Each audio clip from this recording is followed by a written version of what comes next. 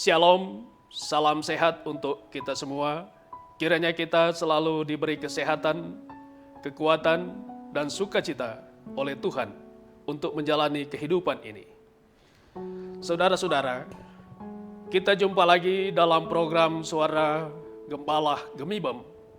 Hari ini, Sabtu tanggal 3 April 2021. Dengan tema kerendahan hati membuahkan kemuliaan. Pembacaan firman Tuhan kita hari ini diambil dari kitab Perjanjian Baru Matius 20 ayat 27 yang bunyinya sebagai berikut. Dan barang siapa ingin menjadi terkemuka di antara kamu, hendaklah ia menjadi hambamu. Nah, saudara, dalam Kamus Besar Bahasa Indonesia, terkemuka memiliki arti terpandang, disegani karena kedudukannya, kekayaannya, kepandaiannya, dan sebagainya. Yang kedua, terkemuka berarti ternama, terkenal, paling baik, atau unggul, pandai di antara yang lain. Sedangkan hamba memiliki arti abdi, budak belian, dan yang kedua hamba berarti merendahkan diri. Saudara-saudaraku yang dikasihi oleh Tuhan Yesus, dalam kehidupan di dunia ini, banyak orang ingin dan berharap menjadi terkemuka dan bukan menjadi hamba. Oleh karena itu, kedudukan, jabatan, kekuasaan, dan popularitas adalah sesuatu yang sering menjadi incaran dan rebutan banyak orang. Tidak terkecuali di dalam kehidupan persekutuan jamaat atau gereja. Untuk mendapatkan itu semua, dunia mengajarkan dan menawarkan berbagai cara, termasuk cara yang tidak benar dan tidak dikehendaki oleh Allah. Seperti berkolusi, menjatuhkan orang lain, menyuap, meminta pertolongan dukun, dan lain sebagainya. Menjadi hamba berarti menjadi orang yang harus selalu siap dan taat melakukan segala perintah dari majikan, serta selalu merendahkan diri. Menjadi hamba dipandang rendah oleh manusia dan dunia.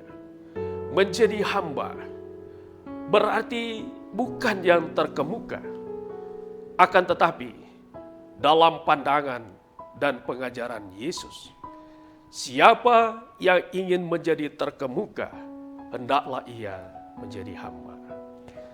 Menjadi hamba di sini berarti menjadi orang yang selalu siap melayani, seperti Yesus yang datang ke dunia untuk melayani dunia dan manusia.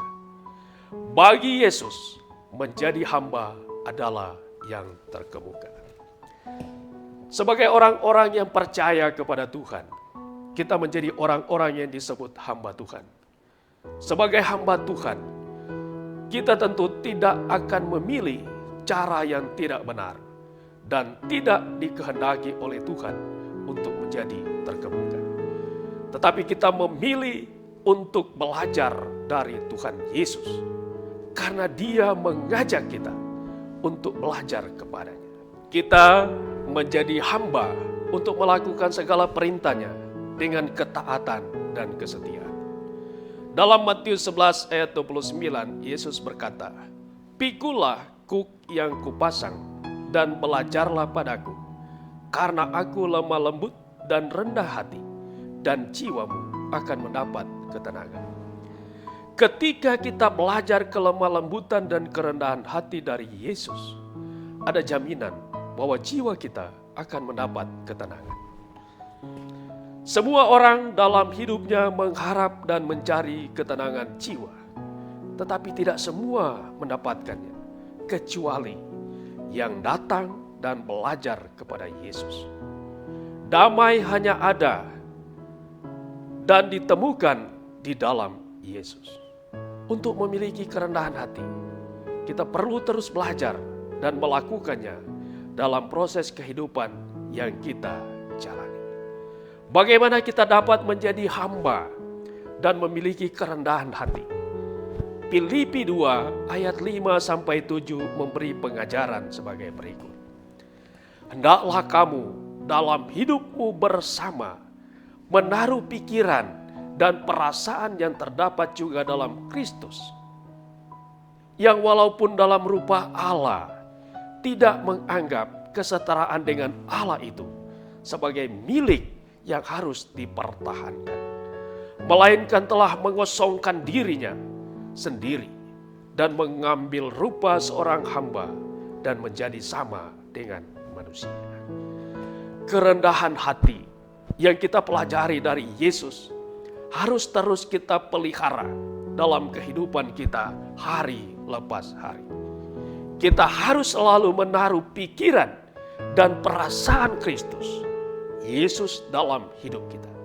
Sehingga kerendahan hati bertumbuh dalam proses hidup kita dan akan berbuah dan membuahkan kemuliaan.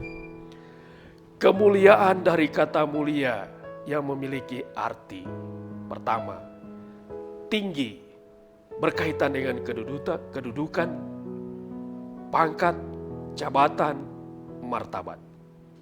Kedua, luhur, baik budi atau baik hati. Ketiga, mulia berarti bermutu tinggi. Ini berkaitan dengan logam mulia seperti emas dan perak.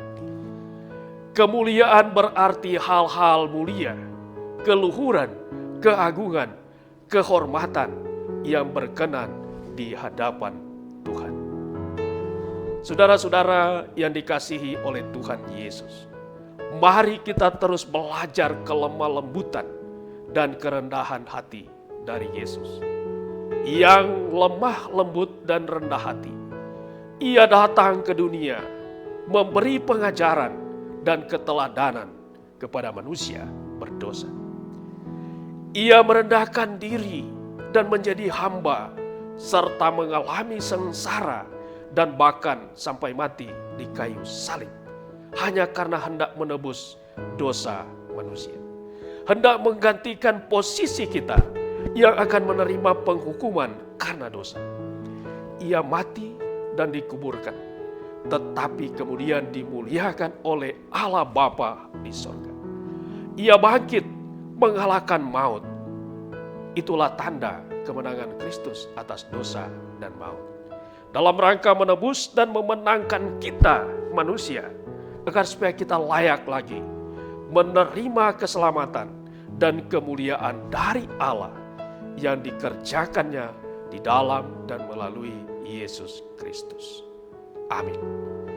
Amsal 18 ayat 12 berkata, tinggi hati mendahului kehancuran, tetapi kerendahan hati mendahului kehormatan. Selamat menyambut dan merayakan Paskah tanggal 4 April 2021. Tuhan Yesus memberkati. Shalom.